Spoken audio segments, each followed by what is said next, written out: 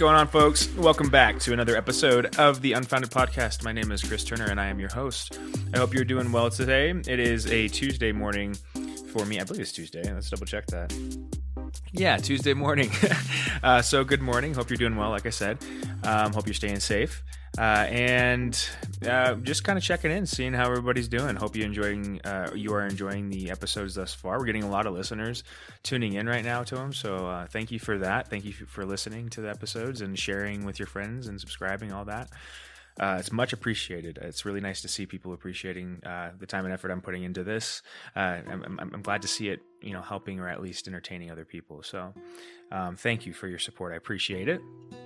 And kind of just rolling into it today. I've been doing some kind of losing my mind a little bit boredom wise. I got through cleaning, my cleaning routine pretty early on. Like the first 2 weeks, I ran out of things to do with that and organizing and little projects and stuff. And now I'm kind of, just nothing else to do besides focus on stuff like this, like the podcast, which is actually really nice, to have eliminated all the other like checklist things that you always put off just, for the time when you have more time, and it's nice to have that stuff done. I don't know if any of you got some of that stuff done, but I did things like organize my garage and, I had to organize my tool box. I gotten a toolbox it's handed down from my grandpa to from my great grandfather to my grandfather. It's a mixture of his tools, my great grandfather's tools, and they were kind of all jumbled together after my grandfather passed away. And I ended up getting a lot of those tools, but I never organized them. And it was, again, this is one of those items, those list items that I was like, hey, you know what? I'd really like to get that done sometime. And there was no time like the present a couple weeks ago, so I got that knocked out, got the garage organized. The hard thing was I have about 2 months more left on this lease, a little less than that actually now.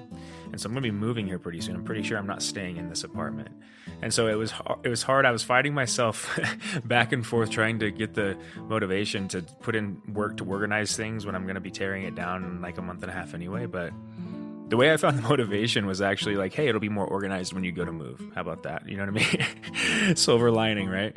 But I got all that stuff done and ended up kind of busting out some of the, like my guitar and my saxophone, things I had packed away that I hadn't been able to play for a long time. Got that hung on the wall, got my saxophone out, got my keyboard plugged in. Like it, a lot of, like I said, just all these things that I had around, but I never did because they required that extra setup, that extra 5 minutes, that extra 10 minutes. And since I didn't have it set up, I never used them. But it's nice to have everything in its place, you know what I mean? And settled in. Maybe that's my fault. Maybe I didn't get settled in properly when I moved about a year ago now, actually, right? So one of the problems with being in an apartment, you're always kind of playing that game where you're either moving or getting set up or tearing down, So I do eventually, that's one of my long-term goals, or actually short to near-term goals, is trying to get into a more stable living position, you know what I mean? And finding hopefully a house of my own or apartment or condo that I can, I can purchase, something like that. But last night I actually this is kind of an interesting story. I went over to my buddy's house, and he's got his own house near downtown Denver. And it's been nice because he bought literally, it was perfect timing. It was like a month and a half ago, probably. Yeah. It was right before the coronavirus thing really hit, the lockdown hit.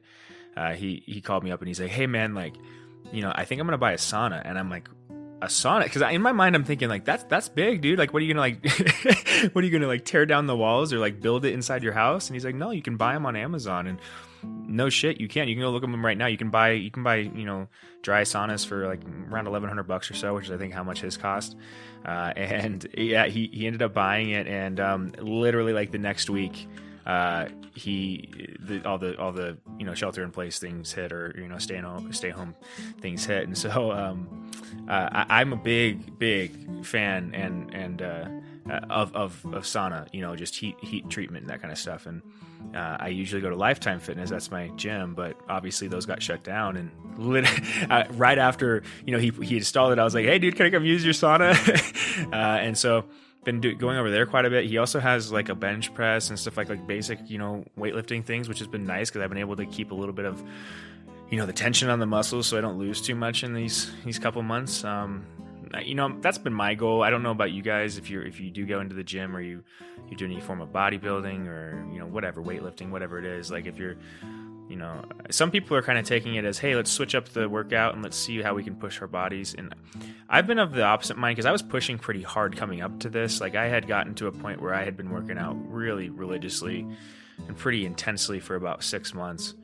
Gotten real lean, put on a lot of muscle, but I was also getting to a point, and many of you probably can understand this, like if you work out a lot, where your body does break down slowly, where you need these rest cycles. And if you don't do proper rest, which I wasn't doing for a while, your body you'll get worn down. And I think just in general, if you work out intensely where you're challenging yourself every day, you're going to break down your body slowly over time. And you're going to have a rest cycle, like a longer term rest cycle, like a couple weeks at least, every once in a while. I think this is just my own theory, but it's what helps me. And I was getting to that point. It's actually kind of good timing in a weird way when all this hit, because I was getting to that point where I was seeing diminishing returns. You hit that plateau a little bit, and I was kind of ready for a change up. But instead of like using this time as a time to push and try to gain, I'm using it as a time to recover. You know what I mean? And like I said, I still go in and do maybe 2 or 3 workouts a week, just to kind of get some tension on the muscles, but nothing crazy. And then I'll use mostly the sauna. I don't know if any of you, I'm sure, this is so stupid. I was about to say, I don't know if any of you listen to Joe Rogan. Of course, probably a lot of you listen to Joe Rogan. That guy's got like 1 billion followers, I think, at this point, or something like that. Coming close to it. It's kind of ridiculous, honestly, but he's been talking about this in the last couple episodes about, they've been looking into coronavirus treatments, and this isn't necessarily a treatment. Obviously I'm not a doctor, he's not a doctor, take this with a grain of salt, but there's been some research into, I think it's what he refers to it as heat shock protein generation, and its effect. You know what, actually, let me look this up, heat shock proteins. I'm curious about this because he's been talking about them, and I don't know if heat shock proteins are something that's bad or good. Like if you want more heat shock proteins or if you want less heat shock proteins. Let's see. Wikipedia, what's a heat shock? A heat shock protein, HSP, are a family of proteins that are produced by cells in response to exposure to stressful conditions. They were first described in relation, sorry guys, every time, right? They were first described in relation to heat shock, but are now known to also be expressed during other stresses, including exposure to cold, UV light, and during wound healing or tissue remodeling. Many members of this group perform chaperone functions by stabilizing new proteins to ensure correct folding, or by helping to refold proteins that were damaged by cell stress. This increase in expression is transcriptionally regulated, whatever that means, right? The dramatic upregulation of the heat shock proteins is a key part of the key heat shock response and is induced primarily by heat shock factor. HSPs are found in virtually all living organisms, from bacteria to humans. Okay, now let's see what heat shock factor is. Oh no, go back. Sorry guys. What's heat shock factor?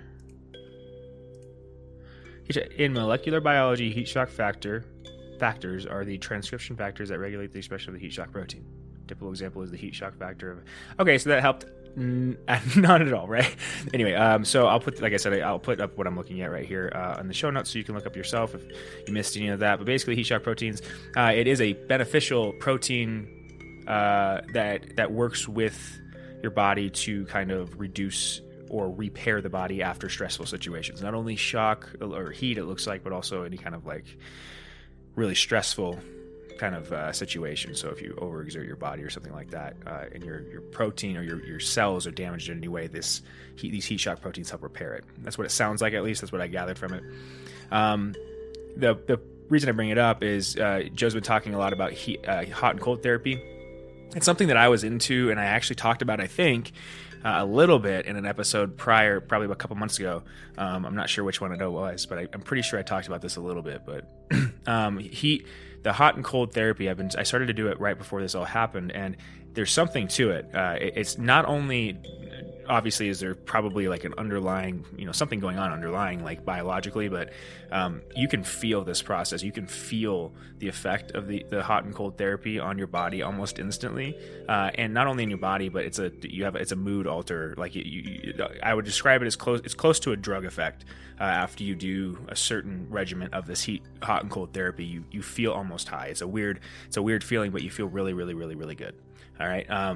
The reason I bring it up is I did it last night. Okay. So, But Joe's been bringing up and talking about it, saying that these heat shock proteins have been maybe shown to be helpful. Like I said, like it's helpful not only when you're going through hot and cold, environments, but it could be helpful in other stressful situations, like when your body is trying to fight off a virus. This is the idea, at least. And so Joe's been doing a lot of hot cold therapy, and so my buddy, right? Not only did he buy a sauna, which we've been using regularly, but he also decided to buy this like really dope Coleman inflatable hot tub. I don't know if you've ever seen these. It's about $350 or so, like $320 on Amazon. It'll fit about 3 people or so, and it's all like self-contained, and it has its own little heater element and everything, and it has like even bubbles and everything like that. But $350, he bought one of those, and then he also bought this little like individual tub, like inflatable tub that we could use for like an ice bath. And so last night I went over there, and we had finally got the the hot tub up to temperature, and we got the ice bath right next to it. And yesterday was a cold day. It was snowing yesterday, so out back it was probably a good 24, 25 degrees outside, right? So we were doing it right. And so anyway, we did it, right? We did this hot cold therapy, and I had been in ice baths before, right? But never. I was trying to remember back, because it was back in high school when I did them, and it was when I injured my knee. They had me do some ice baths to kind of help with recovery. But I don't think I ever submerged all the way up to my neck when I did that, shoulders, I mean. I only submerged up to like my lower back or my belly button, basically, when I did that, and that's still pretty painful. For any of you that have been in ice baths before, the initial hit when you get in that water hurts. It's not fun. It's the kind of stinging cold that I'm sure some of you are familiar with in some of the northern states, right? It's that kind of stinging cold. But anyway, we did it right. Like I said, we filled up the little tub thing, and added ice in there, and we didn't need the ice. Stayed like in there for quite a while, actually, because it was so cold outside. But then the usual idea is you want to do about 25% of the time you want to be in the cold, 25 to 30% of the time you want to be in the cold. So let's say you're doing 10 minutes in the hot water, you want to jump into the cold for about 2.5 to 3 minutes, around there. Okay, that's usually the idea. And for some reason, there's a ratio that is supposed to be the most beneficial from what I've read. It's something around there, about 25% of the time being in cold relative to the hot water. Anyway, like I said, I'm not a doctor, but I'm sure you can do whatever you want with this. You just want to be careful you're not in the cold water too hot, or the hot water too hot, or the cold water too long, or the hot water too long, for that matter, right? But anyway, so you get this thing all set up, and we go, and it starts getting close to the time, right? Like, we're doing 10 minute, 10 minute, I have a timer going. We're doing 10 minutes in the hot tub. And now, honestly, the hot tub wasn't too hot. So that part wasn't that challenging, because the hot tub was only about 100 degrees. It needed to get probably 5 or 6 degrees hotter to start getting a little more challenging. But anyway, we were in there for 10 minutes, and then it comes time to go jump in the water, and my buddy volunteers to go first. I'm like, okay. And like I said, it's been a long time since I do it, so I'm kind of a little nervous. I'm getting a little nervous and like watching his reaction. And he gets in the water, just dunks all the way down, and I'm like, how you doing? And he's like, he doesn't say anything. He just kind of like looks like he's meditating. And I'm like, all right, doesn't look that bad. I'm like, okay, this is gonna be pretty good. This is gonna be fun. And so he's going, and I'm like, how you doing, dude? About halfway through, and he's like, it's not too bad. It sucks at first, but I'm getting kind of used to it. I'm like, okay. And so then finally his time is up, and he gets out, and I go to get in the water, dude, and I put my foot in there, and it's just like, psh, like it's cold as hell, man. Like, and my whole body just tightens up, right? And I'm like, I look at him, I'm like, oh, dude, you were freaking sandbagging. And he just kind of smiles. And so then I dunked myself all the way under, and it's one of those feelings, like, if you ever watch Titanic, when they're at the back of the ship, and he's describing how it feels to fall in really cold water, like, that's spot on. I feel like it's when you fall in cold water, or you get in really, really cold water like that, like icy water, your body like freezes. Like it the shock of it like stops your respiratory system for a second, and it's really hard to breathe. It's almost like you get the wind knocked out of you. It's like, and you like try to like breathe, but you really can't. Which is partially why I'm sitting here looking at this guy like, how did you hide this, man? Because I'm sitting there, and immediately I'm like, like trying to get my breath to catch up, you know what I mean? And he's just sitting there kind of smiling and all comfy, and then he's like, man, this water feels good, and he starts to taunt me. I'm like, oh, dude, that's not fair. I did not do that to you, right? Anyway, So about 2.5 minutes, 3.5 minutes, it's a long time in that cold water, right? And while you're in that water, it's interesting to watch. The reason I bring it up, right? This has been a long story starting off the podcast, but the reason I bring it up is because it was a really interesting kind of experiment into the psyche itself, like kind of watching my own mind and seeing how I react, right? How I anticipate pain and how I react to it, how I dealt with it in the moment, right?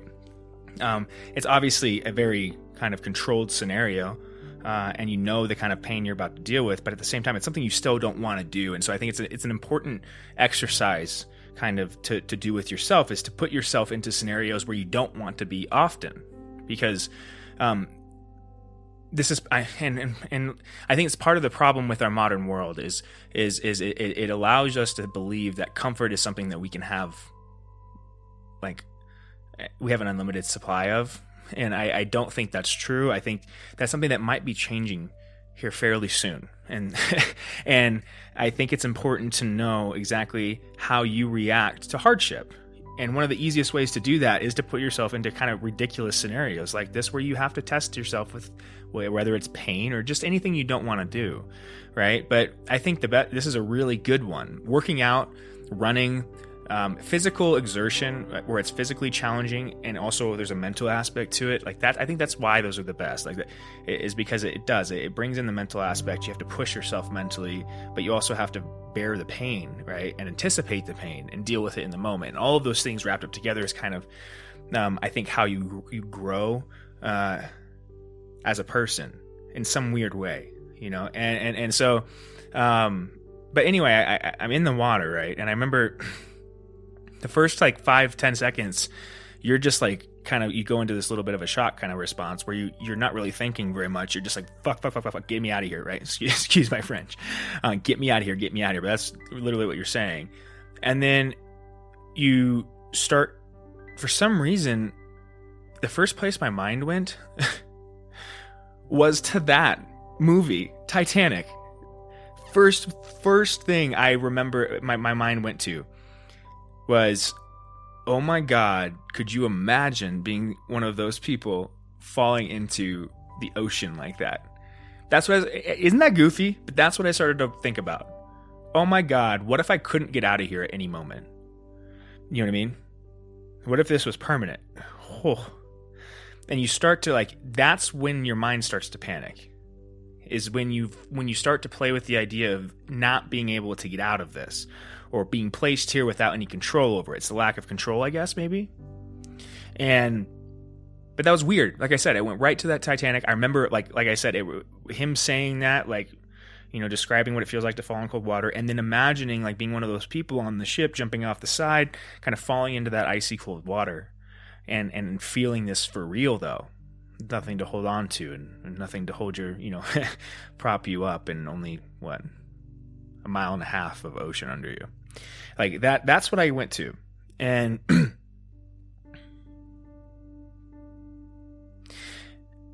then the next thing I went to was, I'm ex-military, right? I was security forces, which is essentially a military police for the Air Force. But I also serve. Its primary function is police function, but it also has it's a dual primary function of security and police, and law enforcement, right? So we would operate as both police officers, but also as kind of like the first responders in the event there was any kind of attack or anything like that, right? So it was a combat role, but not a direct combat role, if you get what I'm saying. And I was never in combat, and I was never deployed, right? So I was never tested in a sense. Right, I was never tested in a combat scenario. I want to make that very clear, because I don't want to confuse myself, or you guys confuse me with somebody that has. That's a very different individual that's been through something like that, right? They've seen something that I definitely have not seen.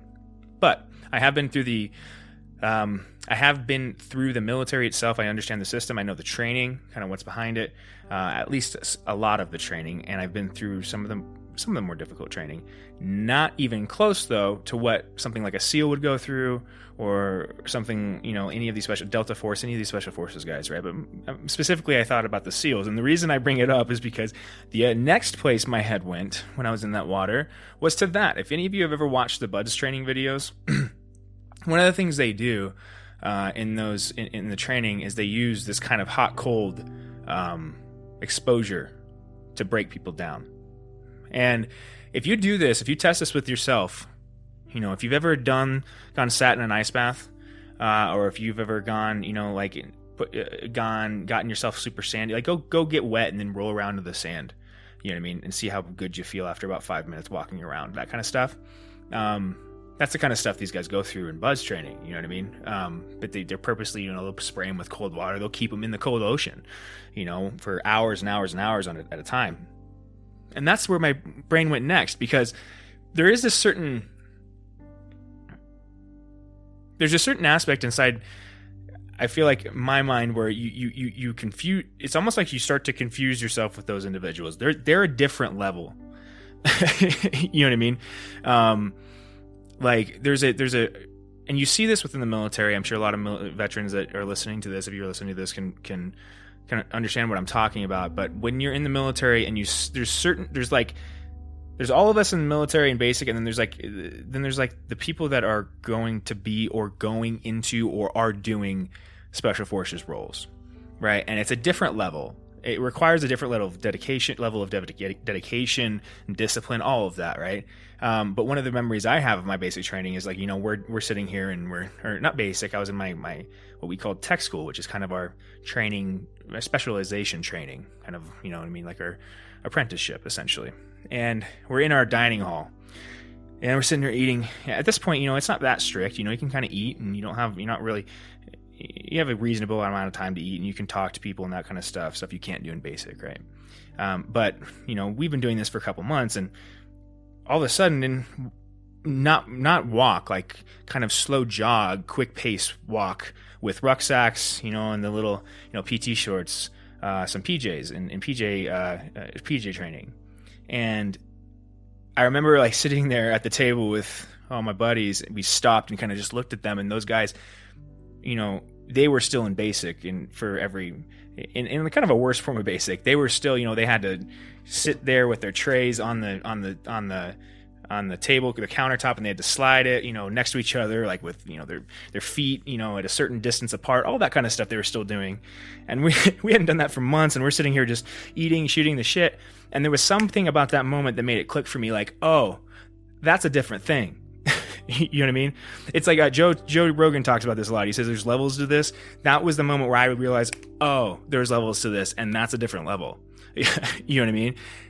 Again, rewinding a little bit, I got a little bit, on a tangent there. But the reason I bring it up is because that's the next place in my mind when I was in this water. Is it reminded me of that? It's like, oh, there's levels to this, and oh, there's certain individuals in this world that they thrive in these kind of conditions. And you don't know if you are one of those people until you put yourself in that spot. Am I one of those people? I don't know. Because to be quite honest, about a minute in that water, I was every ounce of me inside of me was screaming, get out of that water. And I was also thinking in that mind space, thinking about, oh my God, what if I had to be in here for 8 hours?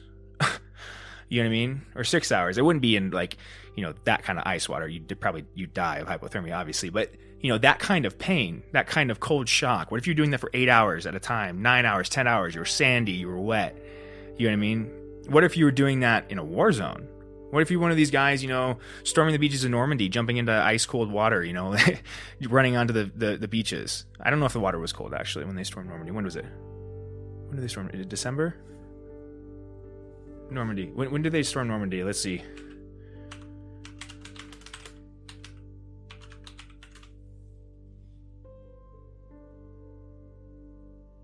So it's June, but I feel like that water's never warm, right? That Atlantic water on the French coast is never all that warm, I don't think. Anyway, you get the point though, right?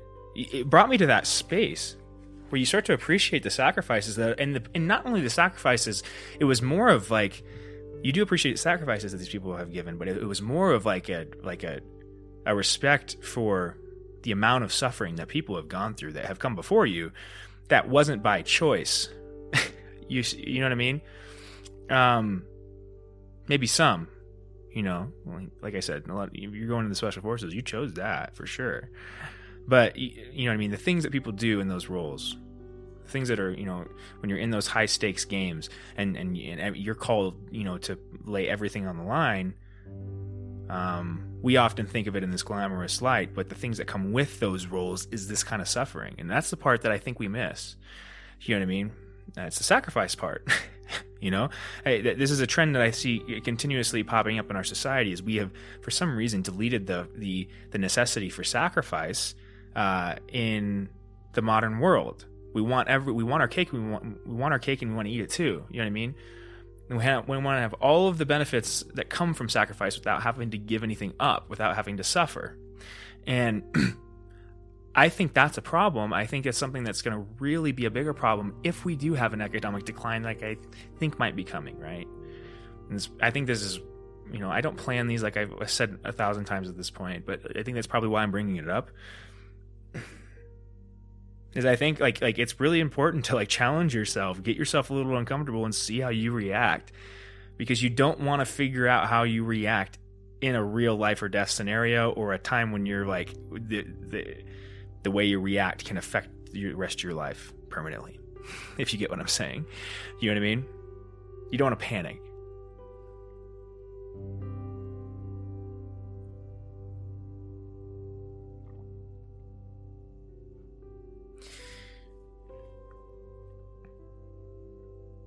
But so, like I said, that was what was going through my mind till about a minute and a half in, and then I started to shake like freaking crazy, right? Started to just shake. And the weird thing is, though, is you do reach this point where, you're getting close to time. You're about done, and you can get out. And so you're just waiting for that timer to go off. And you're just kind of zoning out. And there's the time. There's another thing that happens in this moment. A lot of the things we've been talking about, I think you can witness or is exemplified when you're suffering. And this is a good example. Like, time elongates. Like 2.5 minutes feels like 5 or 6 or 7. It's a really easy way to demonstrate to yourself that time is a very malleable thing, that it's not as fixed as you'd like to think. You know what I mean? But time starts to kind of elongate, and it'll shrink back down, but it only shrinks back down once that timer goes off. As soon as it does, all of that stuff I was just talking about, the worry, all that kind of stuff, gone. Even being cold. I was still cold, but for some reason, as soon as the timer went off, I was like, oh, that isn't that bad. Because I knew I could get out at any moment. I could stand up and I would be completely comfortable back in that warm water. And so what did I do? And actually, this is interesting because my friend did the same thing before I had done this. After the timer went off, he just stayed in there for another 30 or 45 seconds. He's like, I'm just going to stay. Like, okay. And you're cold as hell. Don't get me wrong. You're still very, very uncomfortable.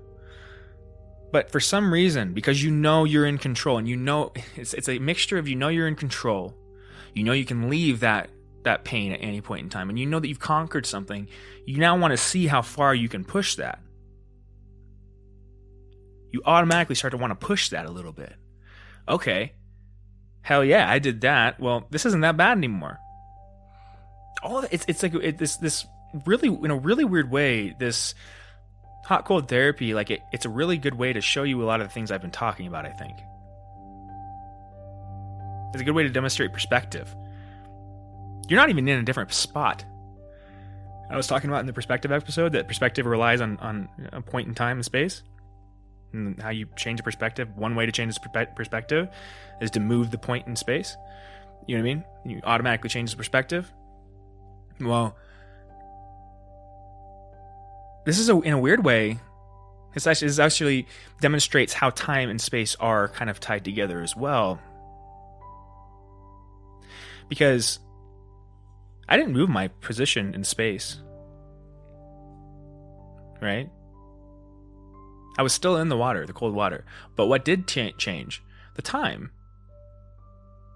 I had gotten past a certain marker in time. And as soon as I did, my perception of that thing changed. My perspective changed. And all of a sudden, I felt stronger. And I felt empowered, and I felt like I could control this, and I could stay in there as long as I wanted to. Not as long as I wanted to, because it was still really uncomfortable, but I could control it. And so you did.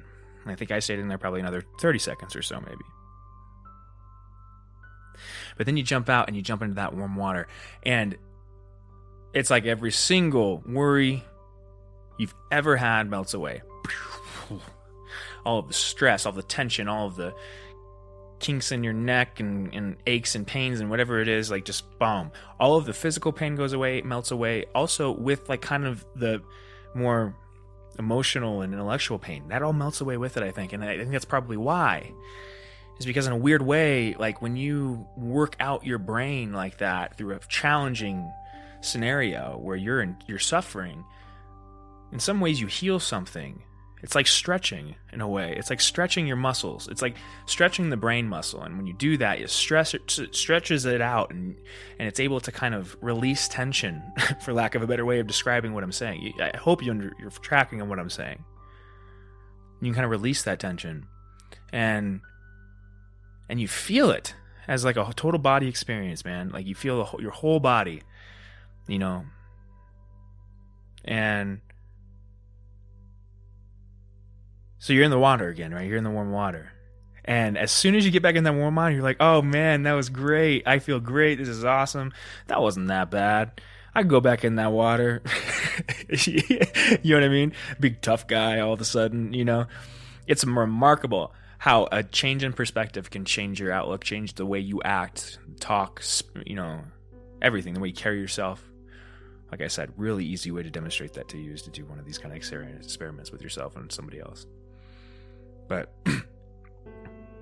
so you get back in the water and you're comfy again. Like I said, you're experiencing this release of tension, this release of stress. But as the timer goes down, you start to get closer to getting back in that water again, and slowly it fades.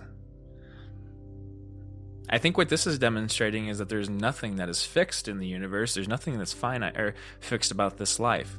You can't hold on to comfort and happiness, no matter how bad you want to. I think it relates to entropy itself. Let's go ahead and define that one more time, because we have before, but I want to make sure I'm using the proper definitions. The thermodynamic quantity representing the unavailability of a system's thermal energy for conversion into mechanical work, often interpreted as the degree of disorder or randomness in the system. That's a more like technical definition. This one is probably more applicable to what we're talking about. It's a lack of order or predictability. It's a gradual decline into disorder. The gradual decline into disorder is the way I'm using it I'm referencing it, right? Gradual decline into disorder. Nothing's fixed, essentially, is what that's saying, right? Lack of predictability. So you may want happiness, right? And you want happiness forever. It's actually a fundamental law of nature that you can't have that. Nothing is fixed. You can't be happy all the time. You can't be comfortable all the time. It's a law of nature. I think it's the law of entropy in action. It's just it's a weird way, and it's a freaky way in which it works that we don't often associate with this law, right? But you can experience it, like I said, doing some of these hot and cold therapies. If you have access to one of these hot tub or whatever, you know, you can do it in like a bathtub if you want to. You know, you can just do really, really hot water and stay in there as long as you can possibly bear. You know, not like hot enough where you're scalding yourself, but hot enough to where it raises your heart rate. You want to submerge all the way up to your neck, raises your heart rate, and then you go right into the cold water. Stand up, turn on the shower to the coldest setting, and stand under that water as long as you can for about, not as long as you can, like I said, about 25% of the time. Rinse and repeat. You know what I mean? But you can't hold on to that comfort. You can't hold on to happiness. All the good things we want to hold on to, we want to make fixed, we can't. It's a law of nature. I do think, politically speaking, this is one of the fundamental flaws in the modern liberal philosophy, the modern liberal political outlook. It doesn't take into account this law of nature that you may want to see a perfect world. You may want to see a world where everybody's comfortable, right? Where nobody gets offended, for instance. You know, nobody has to ever feel uncomfortable. You may want to create a world like that, but it literally is not possible. We've tested that before. You can see the examples of what happens when you try to implement something like that in the communist examples throughout the 20th century's history. You know, look at China and Mao, look at Soviet Union and Russia, look at Cuba, there's countless examples. You know what I mean? A lot of people would argue against that and say, hey, you know, that's not fair. They didn't implement Marxist, you know, communist ideals properly. They didn't implement the communist revolution in the proper way. That's usually, or there was bad actors. You know, all we need to do is eliminate the bad actors. Well, here's the problem: you can't. That's the other. You know, you can't. There's always bad actors. It's one of the things that our founding fathers, the United States founding fathers, understood. That's why they put so many checks and balances in place. It was to keep one person from having too much power, because they knew that there's going to be a lot of bad actors in that process, and hopefully there's more good actors than bad actors. So if you keep a bunch of checks and balances in place, you can keep that one person under control, because they don't have enough power to really do anything by themselves. Makes sense? You know what I mean? Like that's the whole idea. How did I get on that? You know what I mean? But you get what I'm saying. I didn't mean to take it too politically there, but that is my criticism of the current, I think, liberal philosophy outlook on the world. I think it's looking for perfection in a really dangerous way. In a very similar way to the systems I just pointed out before. Not that you're going to see the exact same thing happen. You know, I'm not saying that we're going to turn into, you know, communist China under Mao, but what I am saying is you can have some of the same effects. You know, the dynamics between people are the same. There are bad actors, like I was saying. And you have to make sure that you control those people, or otherwise they're going to get into these positions within the state, and they're going to control things, and they're going to implement they will use that power tyrannically. You have to assume that, and then create your system based on the assumption that those people are going to exist. You can't create a system based on the opposite assumption, that you're going to make people better, or that people are inherently good and they just want everybody to be happy and good, and that everybody's idea of what happy and good is the same, and so that you can implement that at a state level. You can't. That doesn't exist. There is no panacea of thought. The environment of the United States and the world itself has a plethora of different perspectives, like I described in the other podcast, and there is absolutely zero way that you can implement one vision universally to get everybody to fall behind it.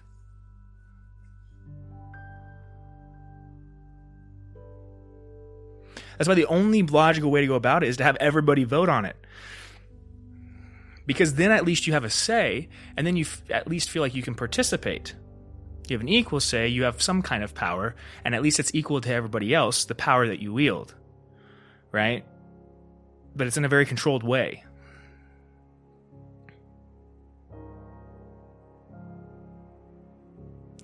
I think one of the misunderstandings we have of democracy is what it means. Democracy doesn't mean the best outcome always.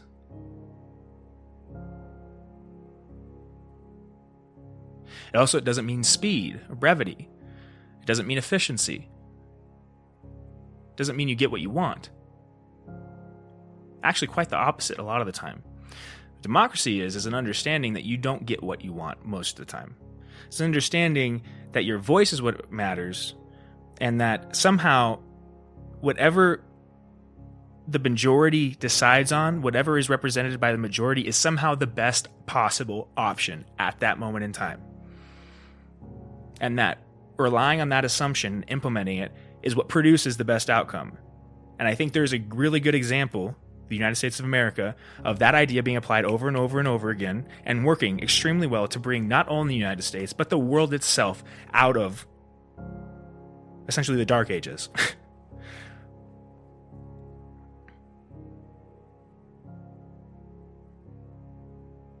We don't want to delete that. We need to get more comfortable with suffering so that we stop trying to run away from it and we stop trying to implement this little idea that I've been talking about of a perfect world.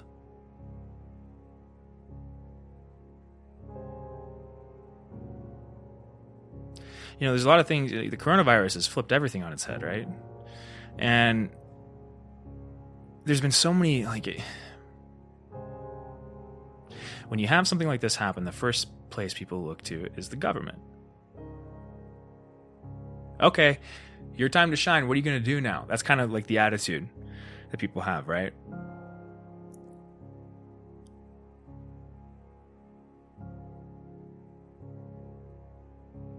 And the reason I'm pausing is I'm trying to figure out if that's the proper response, if that's how we should view the government. This is a fixer. I don't think that's the proper way to view the government. Is a mechanism for fixing problems. I don't know if that's the proper way of viewing the government. Reason being,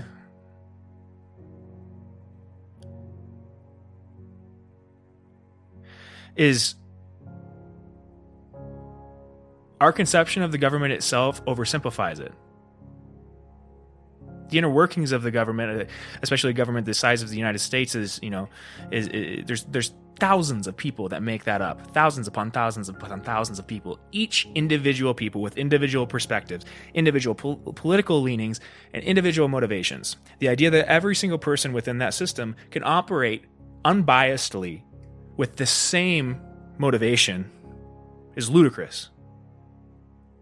Right? There's no possible way. There's no way of implementing something. The government isn't... This is one of the conservative points that I really agree with, and I think it's a hard thing to argue against, is government is not the most efficient way or the best way of solving most problems because of this right here. This is the underlying reason, I think. It's too big. It's also one of the reasons why I don't think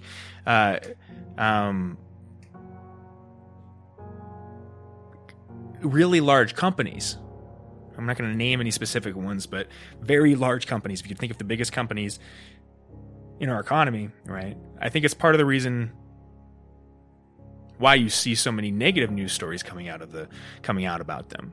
It's because they have their own momentum. They're too big, in a sense.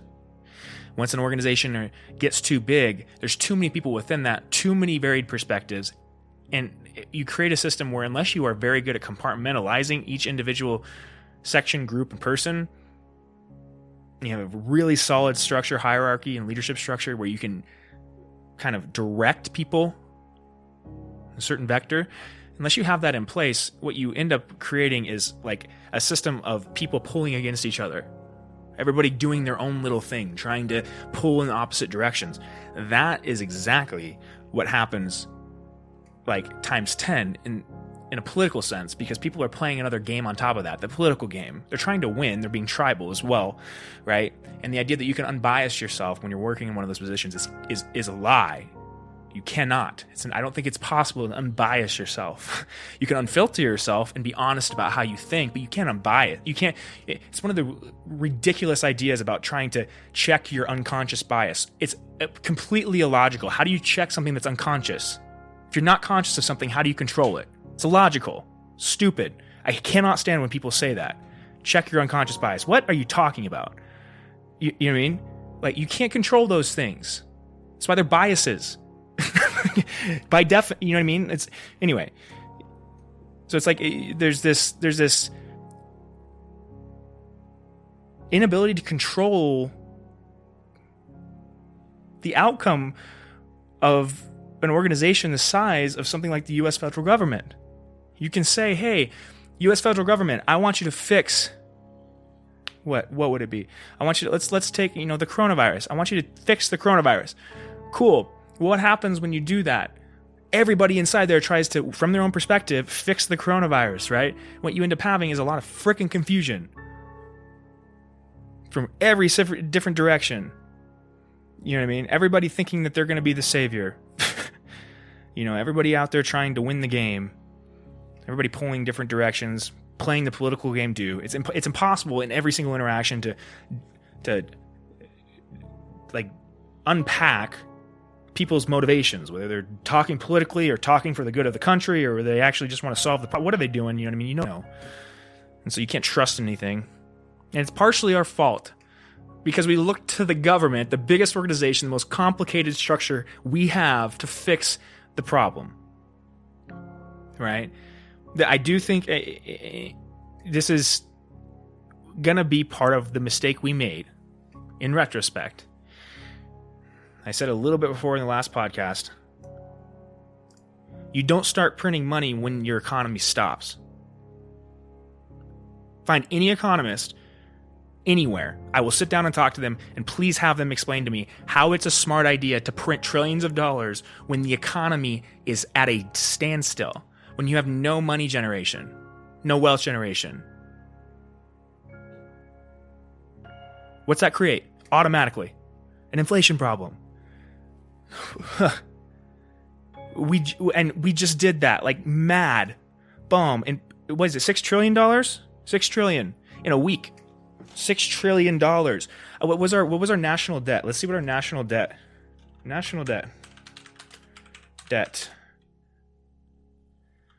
2019. Let's see what it was in 2019.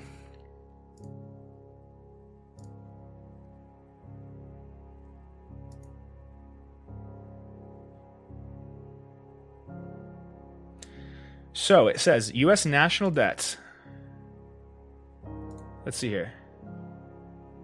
Yeah, at the end of 2019, U.S. national debt, U.S. gross national debt is $22.7 trillion. Now, let me put that into perspective. There's inbuilt debt ceilings as well that we've had in place that come into play every so often when we get to a certain, level of debt. It's like a fiscal check, basically, where we have to vote on approving a higher budget, or not necessarily a higher budget, but taking on more debt, right? And that's happened 1, 2, 3, 4, 5. That's happened 5 times in the last 7 years. We have raised the debt ceiling 5 times in the last 7 years. The initial debt ceiling that's on this chart, at least, and I'm getting this from, where is this? Wolf Street? Let me see if this is reliable. I don't know if this is the most reliable. Let's find a better one. Let's find a better graph here. No. US. I don't want growth. Sorry guys, hold on 1 second. I just want to find this number. This one's used on a couple different sites. Okay, yeah.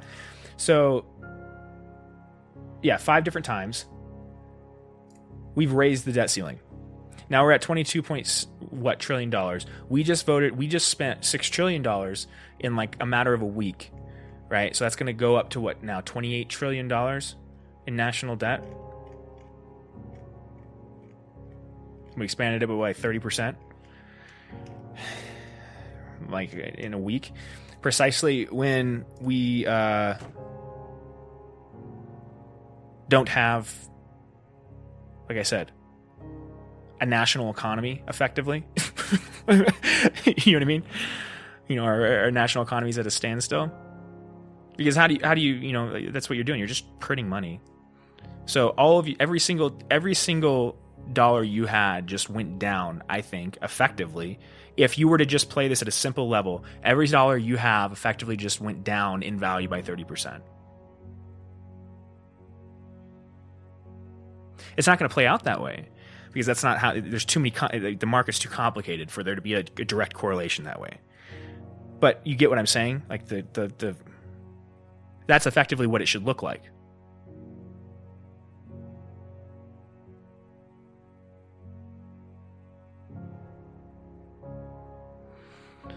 I read an article. It's been a couple different places. This one's on Politico. This one says, IMF predicts global contraction on par with Great Depression. I'm going to read the first little excerpt here. The global economy expected to contract by 3% in 2020 as a result of the coronavirus pandemic. the International Monetary Fund predicted in its annual World Economic Outlook released Tuesday. This is a quote. It is very likely that this year the global economy will experience its worst recession since the Great Depression, surpassing that seen during the global financial crisis a decade ago. IMF economic counselor Geeta Gopinath wrote in the report, the Great Lockdown, as one might call it, is projected to shrink global growth dramatically. Economic recovery is expected in 2021, but the extent of any new growth will likely depend on the duration of the pandemic and the policies that governments take to stimulate the economy. If the pandemic fades in the second half of this year, the world economy is projected to grow by 5.8% in 2021 with the help of government support. U.S. economic output is expected to contract by 5.9% in 2020, but could see 4.7% growth in 2021. Okay, so I'll stop there. Anyway, I will post this article. Like I said, it's by Politico. The author is Adam Basudi. I want to make sure I let you guys know who wrote that. That was not my thoughts, right? But I will post the link to this so you can view it yourself as well. But it sounds like, and I think what Adam is saying is pretty spot on. That seems logical to me. When you have a global economic stoppage like we've had, I don't see how you don't have, and you have unemployment numbers coming out as high as we've seen. I think what's the current unemployment estimation?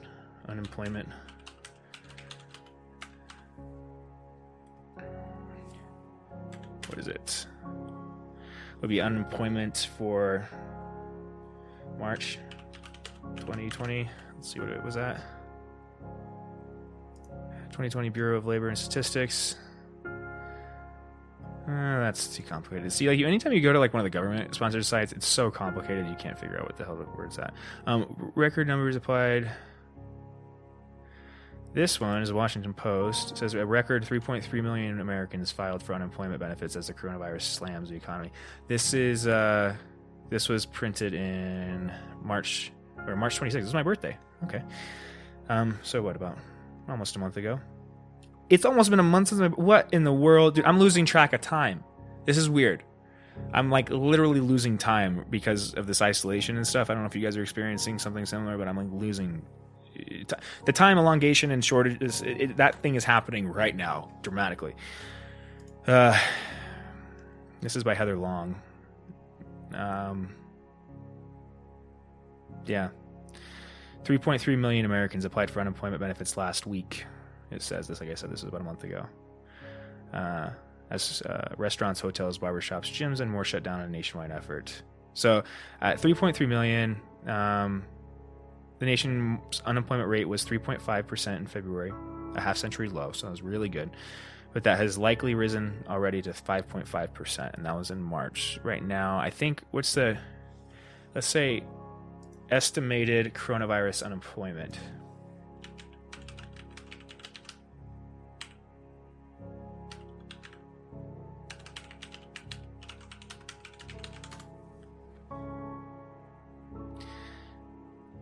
I'll just take whoa. This one's on CNBC. This one says Fed's Bullard says U.S. economy not in free fall despite 32% unemployment projection. 32%. I'm going to read the key points. St. Louis Federal Reserve President James Bullard said Sunday he did not believe the U.S. economy or job market was in free fall as the coronavirus sweeps the country. We're asking people to stay home to invest in national health, Bullard said on CBS Face the Nation. The uptake on the unemployment insurance program is a good thing because it means you're getting the transfers to the people that are being disrupted by this health-ordered shutdown, Bullard said. So I understand what Bullard is saying. He's making a good point here. He's partially saying, hey, what's happening right now is the stimulus is kicking in, and we're getting money to the people that need it. The whole reason we're giving money to the people that need it is because there's second order, third order businesses that need that money, to stay afloat for the next 2 months. And we can't have those businesses fail, because if we have those businesses fail, that's how we have an economic collapse, right? So I get that. This was published on April 5th. So yeah, a little over a week ago. But the problem with that is there's a couple problems with that. We're gambling right now. We are testing out an idea that we haven't tested out ever, I don't think. That is, what happens when you give people a whole chunk load of money? Because most likely it's going to be good. What we need to happen is people to spend it. Preferably, like I said, because of those second and third order businesses that are like downstream from the consumer that need this money to stay afloat. That's what that money's for, I think, directly. But it needs to pass through consumers so that the consumer themselves aren't being, bankrupted. They aren't being put out on the streets. The society doesn't fall apart. But we're testing this. Like, we need people to spend it, preferably on their bills, so that these businesses stay afloat. But if they don't spend it on their bills, at least if they spend it on any bullshit, it keeps money flowing. Preferably, like I said, spend it in small businesses, local businesses, so that those don't fall apart. Now, the worst thing that could happen is if people don't, and people for some reason hold on to the money. Like for instance, I had to apply for unemployment, right? I had to apply for unemployment in Colorado, and it was because I lost my jobs, right? Like my jobs, when this hit, I lost 2 jobs that I was working, and they both said, "Hey, you got to file for unemployment." It's a weird feeling because I don't like doing that. I've been in a position where I could have filed for unemployment before, but I don't like to use that unless I absolutely have to. But I guess this is one of those times, right? It's warranted, so I file for it. And, you go through the process, and they allot you a certain amount of money. They show you how much money you can, your benefit is, and, you call when you need it, kind of a thing. And you just try to look for work at the same time. The problem is like, because this all hit so many people at the same time, the work requirement isn't in place. So they've suspended the work requirement. So people don't have to be looking for a job actively to receive their payment. And what I'm worried about is, if you show people, hey, we're going to pay you $18,000 or $25,000, and there's no work requirement to go back, are they going to go back to work before that money's out? I hope they would. I am. I'm not saying that I'm going to take advantage of the system because I'm pointing it out, but this is a point where people could take advantage, and we're putting a lot of trust and faith in people themselves to not be bad actors. And what did we just talk about? I don't think it's a smart idea to bet that people are going to do the best possible thing. It's a smarter idea to bet that people are going to be shitheads, and that you should probably put controls in place to keep them from acting in bad ways, right? Or to encourage them, disincentivize them from acting in those negative ways. I guess I'm not, and at the same time, I don't know. I agree. Like, you probably shouldn't have people looking for work actively if they have jobs still. You don't want to take those workers away from the places that need them still when this thing turns back on. Like, I get it, but we're in this really weird place where we're testing this. I don't know whether we intended to or not, but we're testing whether people are going to be bad actors or not. And if they are bad actors, if more people hoard that money or don't use it properly or don't put it back into the economy or double dip. Let's say they take this money and then they also take unemployment, and they don't go back to work until that unemployment money runs completely out. If too many people do that, we bankrupt the system. We cause a hyperinflation problem, right? Like we freeze the economy. We do go into a free fall, and we do end up at a Great Depression, I think, right? That's one of the ways to go towards it. So 32% unemployment should be very scary to a lot of people. And that's the projection right now. It's probably around there, I bet. I think that's pretty accurate. Seems about right, considering the last 2 days I've been driving around the streets. I mean, literally, it's a ghost town. There's a lot of people not at work, This turning this machine back on is going to be a lot. It's a diesel engine, at least. I almost guarantee you the U.S. economy is not going to warm up in 5 minutes. It's a diesel engine, man. It's going to take some time. You're going to have to get those friggin' glow plugs heated up first, and you're going to have to let that sucker friggin' idle for 15 minutes. You know what I mean? I don't know why I used that. Anyway. But like I said, I think that's about all I got today. That was another long one, man. This was an hour. We got to an hour, guys. I hope these aren't too long for you. I hope I'm not, pushing it too long, but I hope you enjoyed the podcast today. Like I said, I'll post all of the articles that I pulled up and read from in the show notes so that you can look them up yourself and have those to access. And I hope that you enjoyed this one. You know, I think the moral of this one is kind of, like I said, make sure that you're uncomfortable. You're comfortable with being uncomfortable, or you at least know how you're going to react when you're uncomfortable, because I think this world might get a lot more uncomfortable here.